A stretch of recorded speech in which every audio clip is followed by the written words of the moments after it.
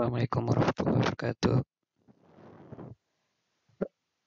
Salam sejahtera. Om Swastiastu. Namo Buddhaya. Salam kebajikan. Salam Pancasila. Ya. Pada kali ini kita akan masuk di dalam materi jaminan fidusia. Jaminan fidusia ini diatur di Undang-Undang Nomor 42 Tahun 1999. Ya. Jaminan fidusia memiliki aturannya tersendiri melalui undang-undang ini, sehingga fidusia menjadi suatu jaminan yang muncul karena adanya undang-undang. Mari kita melangkah sebenarnya fidusia itu apa ya? Kalau kita melihat pasal 1 ayat 1, maka fidusia itu suatu pengalihan hak kepemilikan. Jadi Anda sudah tahu itu hak itu apa ya? Hak itu adalah sesuatu yang wajib kita dapatkan, ya. Pengalihan itu berbagai macam ya. Kalau kita baca di dalam kitab undang-undang hukum perdata, maka pengalihan itu diartikan sebagai levering. Baik pengalihannya itu bisa bersifat yuridis ataupun bersifat nyata. Ada dua ya. Kalau kita bilang bersifat yuridis, maka pengalihan itu menggunakan akta transport, artinya tidak langsung. Contohnya tanah, bukan tanahnya yang dibawa ya untuk diberikan kepada orang-orang, tetapi yang diberikan adalah bukti kepemilikannya, yaitu sertifikat. Ada juga penyerahan secara langsung ya, misalkan Anda melakukan jual beli ya, itu penyerahannya langsung. Misalnya HP, Anda beli HP, itu barangnya langsung diserahkan, Anda menyerahkan uang ataupun menyerahkan nominal tertentu ya. Baik, jadi ada pengalihan, ada hak kepemilikan ya, suatu benda atas dasar kepercayaan. Nah, ini yang paling penting ya, kepercayaan. Ya, kenapa? Karena benda itu nantinya tetap berada pada orang yang menjaminkan, bukan pada penerima jaminan. Dengan ketentuan bahwa benda yang hak kepemilikannya diadakan tersebut tetap dalam penguasaan pemilik benda itu. Jadi yang terjadi adalah penguasaannya, atau sebagai basiternya adalah seorang yang dimana orang itu merupakan orang yang menjaminkan atau orang yang berutang. Nah, kan kalau digadai itu berbeda ya. Kalau digadai itu, maka barangnya itu berada pada pegadaian, bukan berada pada, ataupun penguasaannya berada pada orang yang berutang ya, tetapi berada pada orang yang berpiutang ataupun kreditur.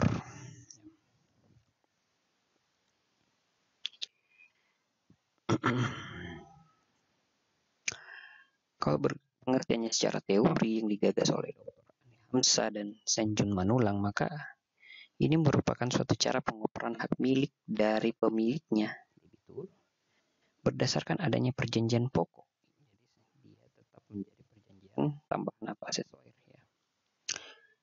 Utang piutang akan tetap yang diserahkan hanya haknya secara yuridis. Jadi saya akan bilang tadi bahwa penyerahannya itu bisa dua, yuridis levering atau penyerahan secara nyata ya. Maka yang terjadi di sini adalah penyerahan yuridis levering ya, ataupun berkas-berkas yang menandakan atau menyatakan bahwa orang tersebut memiliki hak kebendaan. Emas misalnya, emas itu kan ada sertifikatnya ataupun ada keterangannya, emas itu berapa gram, miliknya siapa dan sebagainya. Nah, itu yang diserahkan ya, dan hanya dimiliki kreditur secara kepercayaan. Motor ya, motornya dipakai untuk melunasi utang-utangnya. tetapi juga dijaminkan sebagai jaminan fidusia. Nah, apa artinya? Bahwa motor itu tetap dapat digunakan untuk menghasilkan membantu pekerjaannya, ya, dan dapat juga dijadikan sebagai jaminan atas pelunasan utang-utangnya. Jadi apabila dia prestasi, ya, atau ingkar janji, maka motor tersebut akan dieksekusi, ya. Tetapi penguasaannya tetap berada kepada seorang debitur. Kreditur secara kepercayaan saja sebagai jaminan utang debitur, sedangkan barangnya tetap dikuasai oleh debitur, tetapi bukan lagi sebagai eknar, ya, maupun bezitter, melainkan hanya sebagai detentor atau holder dan atas nama kreditur eknar. Jadi pengukuran hak milik itu secara sementara selama dia belum melunasi utang-utangnya, karena dia hanya sebagai holder atau detentor, ya, bukan lagi sebagai eknar. Baik, pasal 1 angka 2 kita bisa lihat, ya. Kalau kita lihat hak jaminan, maka selalu berada kepada dua sifat, ya, baik itu sifat atas benda bergerak yang berwujud maupun yang tidak berwujud, dan benda tidak bergerak, khususnya bangunan yang tidak dapat dibebani hak tanggungan, sebagaimana yang dimaksud dalam Undang-Undang Nomor 4 Tahun 96, ya, tentang hak tanggungan, yang dimana yang tetap ada dalam penguasaan pemberi fidusia sebagai anggunan dalam pelunasan utang tertentu yang memberikan kedudukan yang diutamakan kepada penerima fidusia terhadap kreditur lainnya sama. Jadi orang-orang yang memegang jaminan fidusia, walaupun barangnya tidak berada pada dirinya sebagai seorang kreditur, tetapi dia tetap memiliki kekuasaan sebagai kreditur yang preferen, kreditur yang diutamakan. Objek dan subjek jaminan fidusia. Kalau kita berbicara objeknya, maka ada dua, ya, benda bergerak dan benda tidak bergerak, baik yang berwujud maupun yang tidak berwujud, ya. Benda tidak bergerak khususnya bangunan yang tidak dibebani hak tanggungan, ya. Yang contohnya di sini rumah susun, ya. Bangunan rumah susun itu tidak dapat dibebani hak tanggungan, ya, tetapi dia bisa dibebani oleh jaminan fidusia, ya.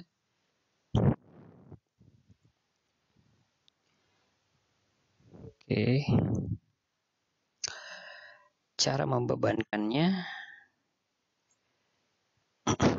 mari kita lihat. Pertama,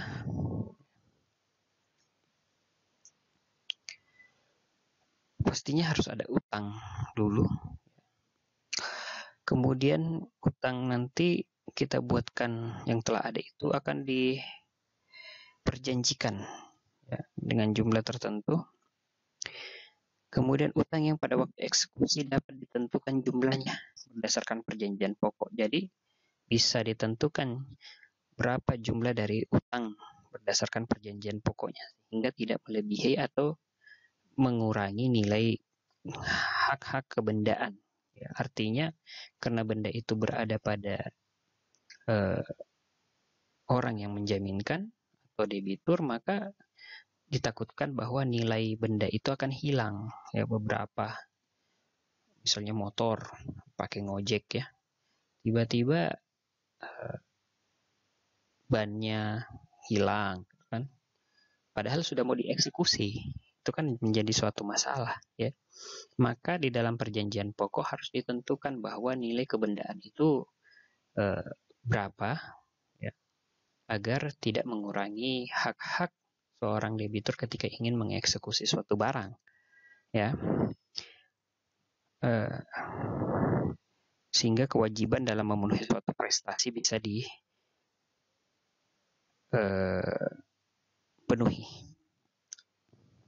Jaminan fidusia dapat diberikan kepada lebih dari satu penerima fidusia. Jadi jaminan fidusia dapat diberikan yang bilang tadi bahwa nilai barangnya harus tidak boleh lebih, tidak boleh kurang, maksudnya merupakan suatu nilai yang wajar, ya, beritikat baik, yang dapat melunasi semua utang-utang debitur, termasuk dengan beban-beban ataupun biaya-biaya yang harus didahulukan. Dan ini jaminan fidusia itu harus dibuat dengan akta notaris dalam bahasa Indonesia. Akta jaminan sekurang-kurangnya memuat identitas para pihak, perjanjian pokoknya bagaimana dalam jaminan fidusia, uraian mengenai benda yang menjadi objek jaminan fidusia. Jadi diuraikan ya benda-bendanya yang menjadi objek jaminan fidusia, misalnya mereknya, warnanya. Kalau misal itu bermotor maka ada platnya, nomor STNK, nomor BPKB dan sebagainya. Nilai penjaminan, nilai benda yang menjadi jaminan fidusia. Lalu pendaftarannya bagaimana? Maka kita beralih kepada PP nomor 21 tahun 2015 tentang tata cara pendaftaran jaminan fidusia. Pengalihan fidusia diatur dalam pasal 19 sampai dengan pasal 24. Pengalihan hak piutang cession, yang yaitu pengalihan hak piutang dengan menggunakan akta otentik, akta di bawah tangan. Pengalihan itu dilakukan dengan pendaftaran pengalihan jaminan fidusia. Jadi kalau kita bicara sebelumnya, ya,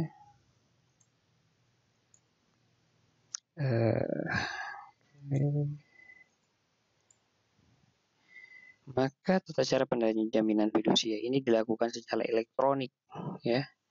Artinya harus melalui sistem yang digagas oleh Kementerian Hukum dan HAM. Ya, jadi di dalam mekanisme elektronik tersebut harus dipastikan bahwa benda tersebut tidak dijaminkan double, karena ya seperti yang tadi kita ketahui bersama bahwa jaminan fidusia itu sifatnya adalah kepercayaan, ya. Sehingga bisa saja jaminan itu didaftarkan double. Makanya objek jaminan fidusia ketika dirincikan di dalam perjanjian pokok ataupun perjanjian tambahannya maka harus jelas.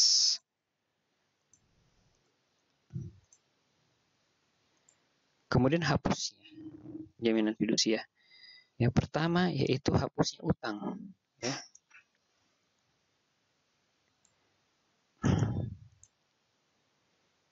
Jadi kalau utang dalam perjanjian pokoknya itu sudah lunas, maka pada saat itu juga jaminan fidusia itu sudah hapus ataupun berakhir. Pelepasan hak ini bisa terjadi karena yang pertama karena dieksekusi barangnya, ya, karena tidak bayar uang prestasi maka barang itu dieksekusi melalui baik itu eksekusi langsung, ya, dengan gross atau jaminan fidusia, ya, dengan kekuasaan eksekutorial, ya, ataupun melalui lelang, ya. Itu merupakan hak-hak yang diberikan kepada pemegang jaminan fidusia, ataupun pelepasan hak yang digagas oleh orang yang berutang, ya, artinya dia melepaskan haknya, ya. Kemudian ada juga pelepasan hak, artinya orang yang sebagai seorang kreditur dia melepaskan hak-haknya, ya, bahwa tidak perlu membayar utang saya, ya, artinya ketika dia mengatakan hal-hal yang melepaskan hak jaminan dan melepaskan hak hutang pokok yang dia miliki, maka pada saat itu juga jaminan fidusia itu berakhir. Musnahnya barang. Nah, musnahnya barang ini ketika barang itu hilang ataupun barang itu musnah karena force majeure ataupun overmah, ya. Tiba-tiba terjadi gempa bumi, ya, ataupun terjadi yang namanya segala bencana yang tidak dapat diduga sebelumnya dan bukan merupakan suatu kesengajaan, maka musnahnya barang itu tidak menjadi liability ataupun tanggung jawab dari pemegang fidusia, ya, ataupun orang yang berutang. Sehingga musnahnya barang itu dapat menjadi salah satu syarat hapusnya jaminan fidusia.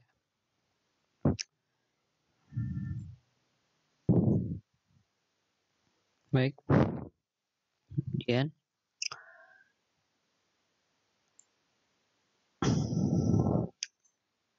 pelaksanaan titel eksekutorial. Tadi saya bilang bahwa ada pelaksanaan titel eksekutorial di mana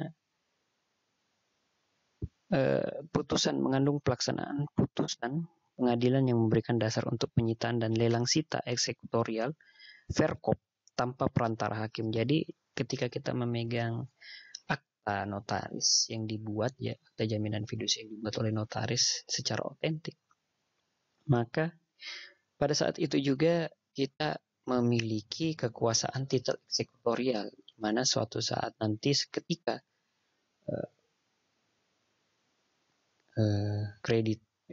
debitur itu lalai ataupun non-prestasi, maka kita dapat mensita barang yang berada pada kekuasaan debitur. Sebagai kreditur kita dapat menyita barang yang ada pada kekuasaan debitur, ya, dengan titel ini. Karena itu gross akta yang dipegang oleh seorang kreditur. Ya. Penjualan benda.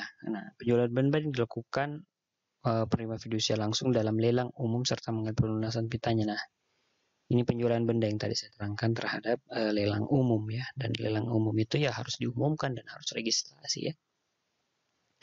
Kemudian penjualan di bawah tangan berdasarkan kesepakatan pemberi dan menerima dengan tujuan mendapatkan harga tertinggi, maka harus diajukan 1 bulan sejak diberitahukan secara tertulis dan diumumkan di dalam surat kabar. Jadi harus diumumkan harus diberitahukan secara tertulis dan menjangka waktu 1 bulan dan diumumkan dalam 2 surat kabar.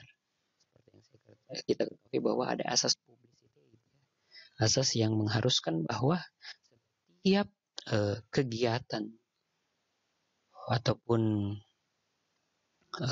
peristiwa hukum yang terjadi terkait dengan jaminan itu harus menggunakan asas publicity.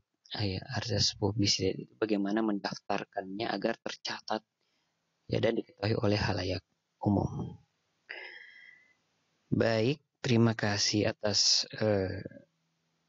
perhatiannya di dalam mata kuliah ini, ya. Saya yakin teman-teman masih banyak pertanyaan terkait dengan jaminan fidusia. Oleh karenanya saya memberikan kesempatan kepada Anda semua untuk bertanya, memberikan komentar yang juga sebagai tugas, ya, yang nantinya akan saya tanggapi, saya respon, ya. Kemudian silakan teman-teman menulisnya di dalam komentar, kita saling bertukar pendapat kalau memang ada yang teman-teman lebih ketahui, ada yang salah di dalam, ataupun ada yang perlu kita evaluasi kembali, ya. Lebih dan kurangnya saya mohon maaf. Wabillahi taufiq wal hidayah. Wassalamualaikum warahmatullahi wabarakatuh. Om Swastiastu, Namo Buddhaya. Salam kebajikan, salam Pancasila.